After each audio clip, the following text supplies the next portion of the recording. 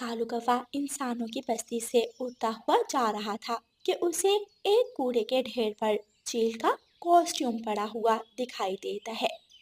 ये क्या चीज है? देखने में तो ऐसे लग रहा है जैसे चील की खाल हो। ये जरूर मेरे काम की चीज होगी। मैं इसे उठाकर ले जाता हूँ। कालू कौवा वो कॉस्ट्यूम उठाकर ले जाता है। वो सीधा नदी पर जाता है और नदी पर जाकर वो कॉस्ट्यूम सर के ऊपर पहन लेता है और नदी में खुद को देखता है। अरे अरे, मैं तो चील बन गया। मैं तो चील बन गया। कालू कौवा चील। वाह वाह, ये तो बड़े काम की चीज है। सब मुझसे डरेंगे। कालू कौवा कॉस्ट्यूम पहनकर सीधा अपने घर जाता है। गोरी कौवी रसोई में खाना बना रही थी और कालू कौवा पीछे से जाकर गोरी कौवी को डरा देता है। मैं चील हूँ। मैं तुझे खाने आई हूँ। जल्दी से तेरे घर में जो कुछ है मुझे दे दो, वरना मैं तुझे खा जाऊंगी। चील चील, मुझे बचाओ बचाओ, मेरे घर में चील आ गई है। चील दी, मुझे मत खाना। मैंने अभी अभी ताजा खाना बनाया है। लो, आप ये खाना खा लो।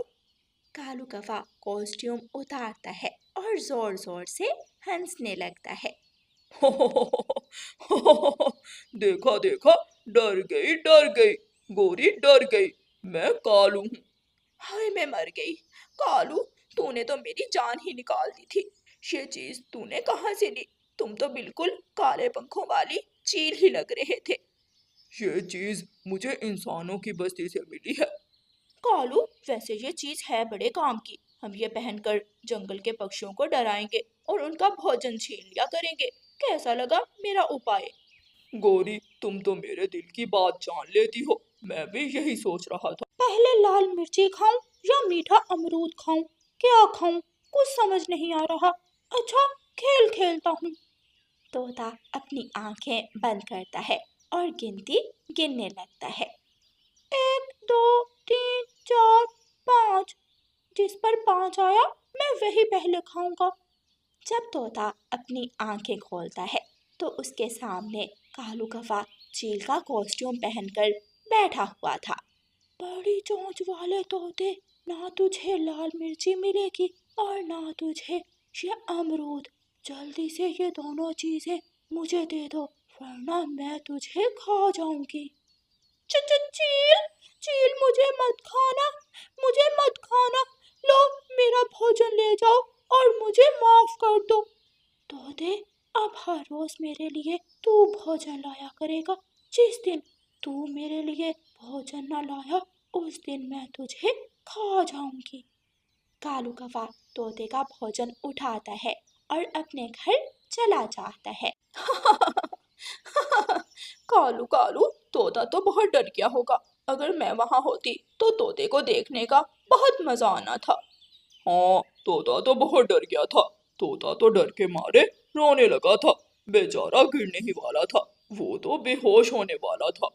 कौवा और कवि तोते का छीना हुआ भोजन खाते हैं और खूब हंसते हैं। दूसरे दिन रानो चिड़िया अपने बच्चों का भोजन लेकर वापस घर आ रही थी कि कालू कौवा चील बनकर उसके सामने बैठ जाता है। रानो चिड़िया डर जाती है और एक पेड़ की डाल पर बैठ जाती है। चिड़िया, मैं पहाड़ों से आई हूँ। जल्दी से अपना दाना मुझे दे दो, वरना मैं तुझे ही खा जाऊंगी।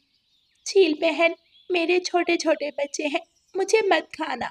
लो, मेरा दाना ले लो और मुझे जाने दो। अगर तुम्हारे पास दाना ना होता तो मैं तुझे खा जाती। अब हर रोज तू मेरे लिए दाना लाया करेगी। जिस दिन तू मेरे लिए दाना ना लाई, मैं तुझे खा जाऊंगी। ठीक है चील बहन, मैं हर रोज तुम्हारे लिए दाना ले आया करूंगी। अब मुझे मेरे बच्चों के पास जाने दो। चिड़िया वहां से उड़ जाती है और कालू कौवा चिड़िया का दाना उठाकर जल्दी से अपने घर भाग जाता है। मम्मा, आप इतनी डरी हुई क्यों हैं? क्या हुआ है?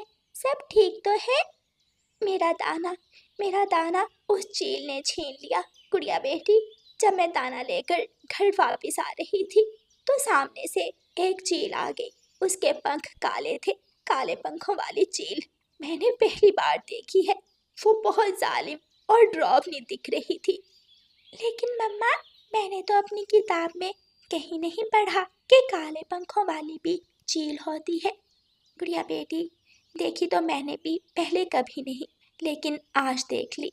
सच में वो बहुत डरावनी थी। कौवा अपने घर जाता और कॉस्ट्यूम उतारकर एक तरफ रख देता।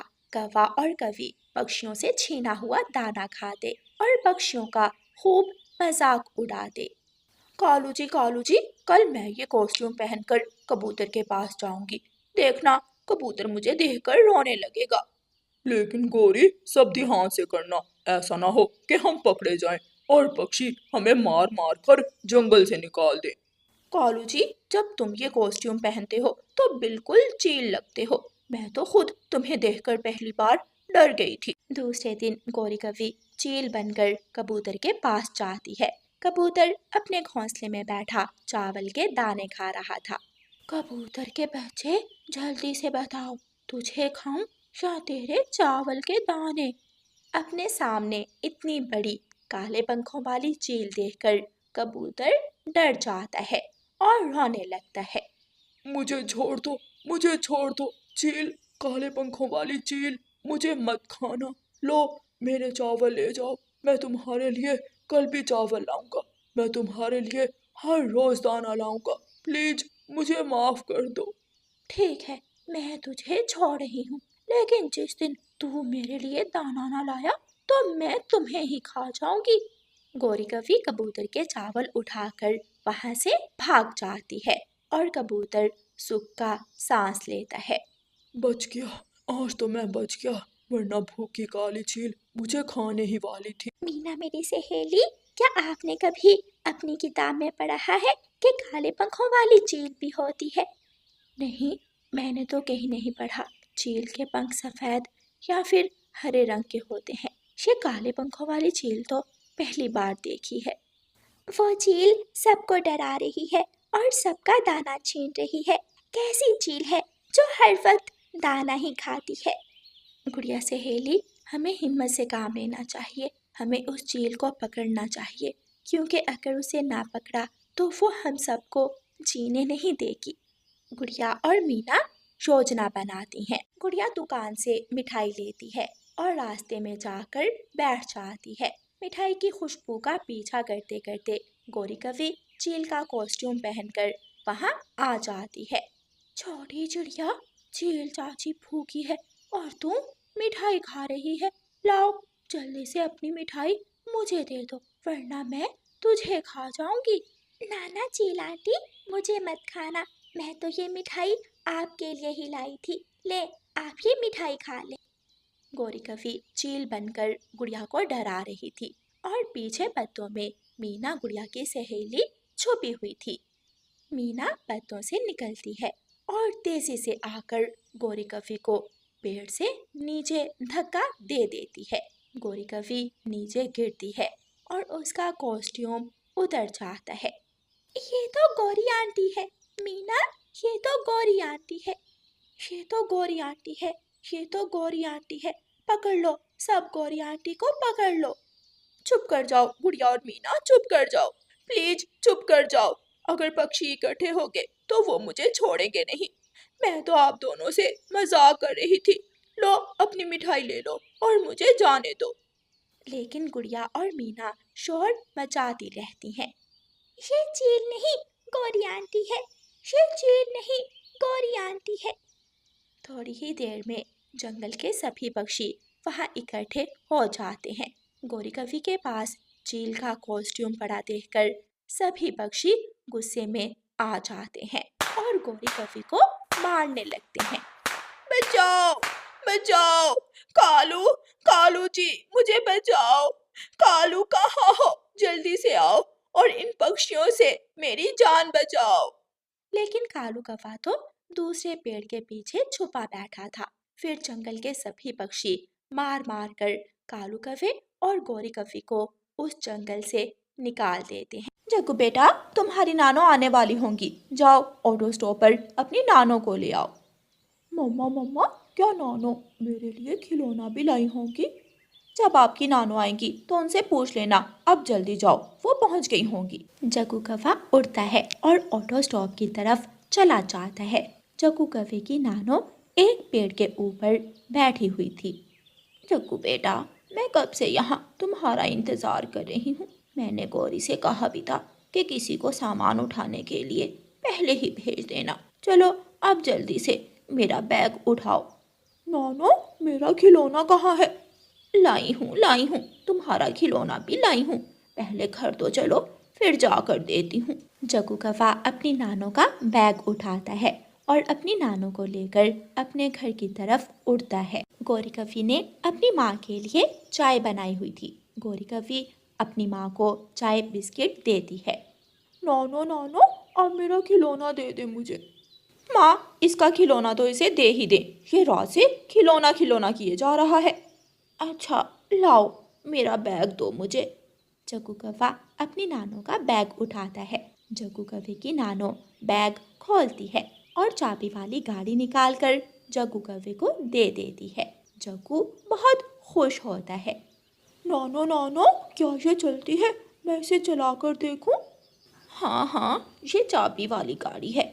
इसे यहाँ से घुमाना है और घुमाकर जमीन पर छोड़ देना, फिर देखना दूर तक जाएगी ये।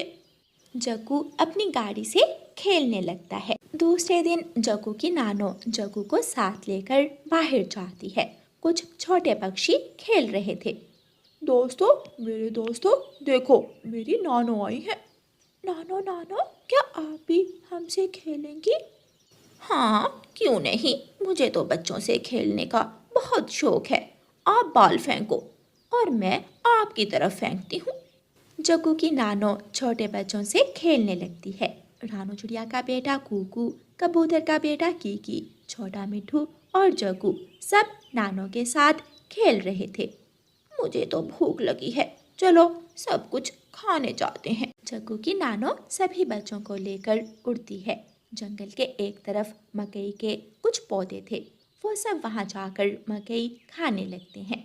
झाड़ों के पीछे भूखी चील छुपी हुई थी। ये बूढ़ी कौवी इन बच्चों के साथ क्या कर रही है? अगर ये ना होती तो मैं इनमें से एक बच्चा आसानी से पकड़ सकती थी।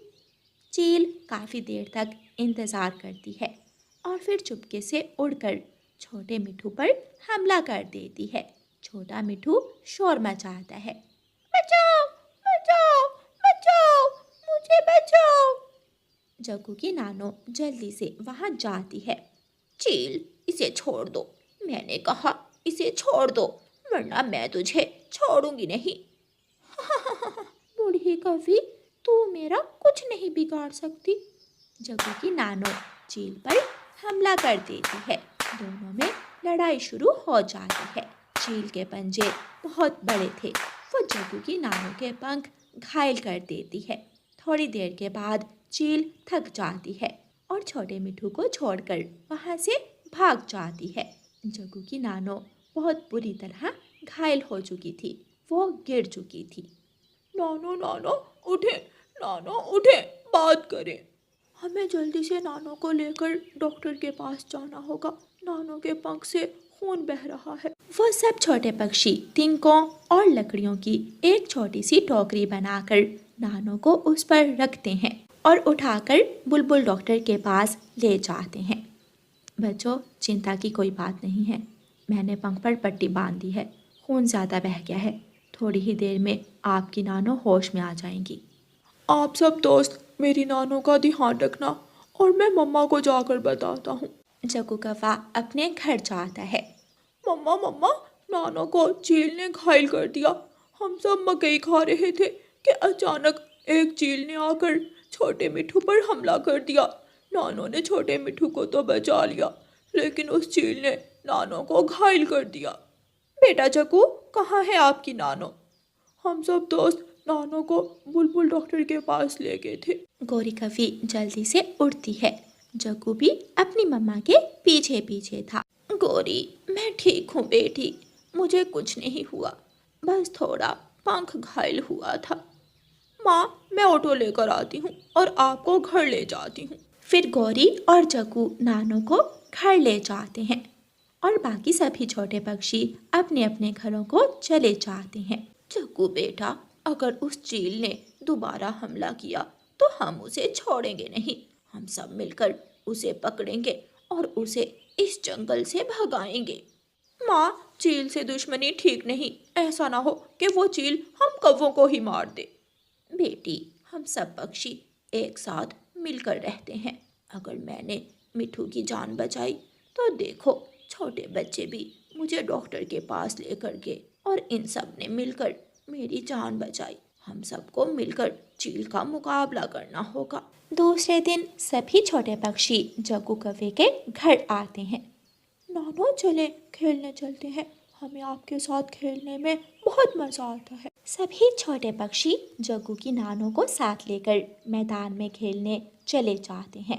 वो सब वहाँ खेल रहे थे कि बड़ी चील फिर से वहाँ आ जाती है।